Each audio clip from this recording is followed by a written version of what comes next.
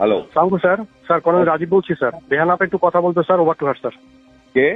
রেহান আপা। রেহান আপা, জি স্যার। আসসালামু আলাইকুম ভাইয়া। হ্যাঁ ভাই সালাম। জি, আপনি কই আমি আমার বাসায় থাকেন না? থাকবো না। হ্যাঁ ঠিক আছে। হ্যাঁ, কি আমরা অবস্থা? আমরা অন্য জায়গায় আছি। আমরা মানে ববি টিউলিপকে কনভিন্স করছে তো ফোন না করতে পারলেও আল্লাহ যদি বাঁচায় রাখে কথা হবে। তো তোমরা অন্য জায়গায় চলে গেছো, আপাও গেছে। জি ভাই, তো আপনি তো আমি আমরা যদি বাইর হইতে পারি আমরা বের হয়ে যাবো, আনিসো লাখকেও বের করে ফেলিস সাথে।